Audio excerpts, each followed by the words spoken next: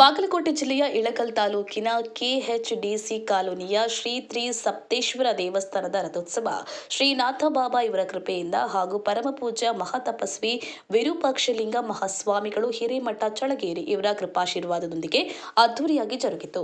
ಈ ಸಂದರ್ಭದಲ್ಲಿ ಶ್ರೀ ವೀರಸಂಗಮೇಶ್ವರ ಶಿವಾಚಾರ್ಯ ಮಹಾಸ್ವಾಮಿಗಳು ಚಳಗೇರಿಯವರು ದಿವ್ಯ ಸಾನ್ನಿಧ್ಯ ವಹಿಸಿದರು. ಹುನಗುಂದ ಶಾಸಕರಾದ ವಿಜಯನಂದ ಎಸ್ ಕಾಶ್ಯಪ್ಪನವರು ಅಧ್ಯಕ್ಷತೆಯಲ್ಲಿ ನಡೆದ ಈ ಕಾರ್ಯಕ್ರಮದಲ್ಲಿ ಬ್ರಹ್ಮಶ್ರೀ ವೀರಭದ್ರ ಸ್ವಾಮಿಗಳು ಅಂಕರಿಮಠ, ಪೂಜ್ಯ ಮಾತು ಶ್ರೀ ಶರಣಮ್ಮ ತಾಯಿಯವರು ಇಳಕಲ್, ಮುಖ್ಯ ಅತಿಥಿಗಳಾಗಿ ಶ್ರೀ ದೊದ್ದನಗೌಡ ಜಿ ಪಾಟೀಲ್, ಮಾಜಿ ಶಾಸಕರು ಹುನಗುಂದ, ಶ್ರೀ ಎಸ್ಆರ್ ನವಲಿ ಹಿರೇಮಠ, ಸಂಸ್ಥಾಪಕರಾದ ಎಸ್ಆರ್ಎನ್ಇ ಫೌಂಡೇಶನ್ ಇಳಕಲ್, ಯುವಕ ಮಿತ್ರ ಮಂಡಳಿ, ಮಹಿಳಾ ಮಂಡಳಿ, ನೇಕಾರ ಕಾಲೋನಿ, ವಿದ್ಯಾಕಿರಿಯ ಸರ್ವ ಭಕ್ತರು ಭಾಗಿಯಾಗಿದ್ದರು. ಜಾಕಿರ್ ಹುಸೇನ್ ಮುಲ್ಲಾ, ಇಳಕಲ್. ಜೈ ಭೀಮ್ ನ್ಯೂಸ್ 24x7. ಇದು ಬಹುಜನರ ನ್ಯಾಯಕ್ಕಾಗಿ. 12ನೇ ಶತಮಾನದ ಅಣ್ಣ ಬಸವಣ್ಣನವರು ದಯವಿಲ್ಲದ ಧರ್ಮವು ಅದು ಯಾವುದಯ್ಯ? ದಯಬೇಕು ಸಕಲ ಪ್ರಾಣಿ ಪಕ್ಷಿಗಳಿಗೆ, ದಯಬೇಕು ಸಕಲ ಪ್ರಾಣಿ ಪಕ್ಷಿಗಳಿಗೆ, ದಯವೇ ಧರ್ಮದ ಮೂಲವಯ್ಯ. ಇದು ಪವಿತ್ರವಾದ ಒಂದು ಧರ್ಮ ಸಭೆ.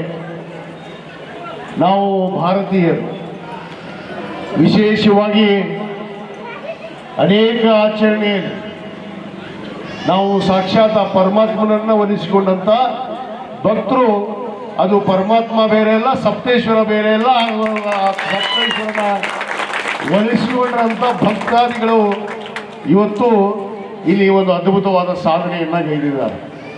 ಬಹುತೇಕ ನಮ್ಮ ಶಿಕ್ಷಕರು ಪ್ರಾಸ್ತಾವಿಕವಾಗಿ ಮಾತಾಡುವಂಥ ಸಂದರ್ಭದಲ್ಲಿ ಹೇಳ್ತಾ ಇದ್ರು, ನಮ್ಮ ದೇಶ ಋಷಿ ಮುನಿಗಳು, ಸೂಫಿ ಸಂತರು, ನಾವು ಗುರುವಿಂದಲೇ ಹರನನ್ನ ಕಂಡಂಥವ್ರು. ಆ ಗುರುಗಳು ಬಂದು ಇಲ್ಲಿ ಆಜ್ಞೆ ಮಾಡಿರೋ ಹಿನ್ನೆಲೆಯಲ್ಲಿ ಇಲ್ಲಿ ಒಂದು ಪವಿತ್ರವಾದ ದೇವಸ್ಥಾನ ಆಗುತ್ತೆ. ಈ ನೇಕಾರ ಕಾಲನಿ ವಿಶೇಷವಾಗಿ ಅಭಿವೃದ್ಧಿ ಆಗುತ್ತೆ.